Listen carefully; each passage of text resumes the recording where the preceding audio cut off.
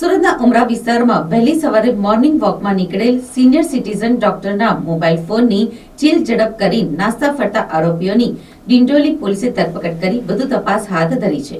સુરતના પીપલોદ સ્થિત ટ્રીએમ પટેલ સ્કૂલની પાછળ મમતા બંગલોઝમાં રહેતા ડોક્ટર અશોક દિનેશચંદ્ર શાહ પોતાના રોજિંદા ક્રમ મુજબ મોર્નિંગ વોક ઉપર નીકળ્યા હતા.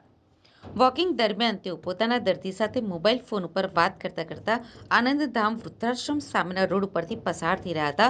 ત્યારે જ તેમની પાછળથી બાઇક ઉપર આવેલા બે યુવાનો પૈકીના એકે સ્નેચરે ડોક્ટરના હાથમાંથી મોબાઈલ ફોન ચીલ ઝડપ કરી લીધો હતો.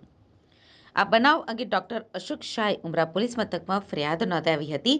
ત્યારે ડિંડોલી પોલીસની ટીમ ભેસ્તાન આવાસ વિસ્તારમાં પેટ્રોલિંગમાં જ હતી. એ દરમિયાન પોલીસને બાતમી મળી હતી કે ઉમરામાં મોબાઈલ સ્નેચિંગ કરનારા બાઇક ઉપર આરોપી ભેસ્તાન પાસે જ છે.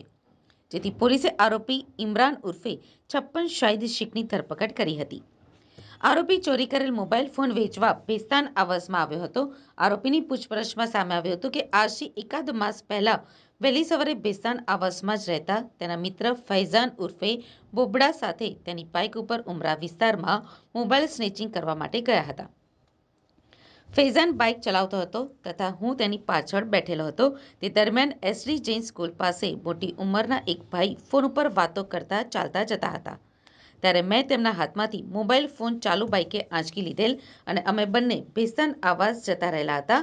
અને હાલ પોલીસે આરોપીની ધરપકડ કરી કાયદેસરની કાર્યવાહી હાથ ધરી છે.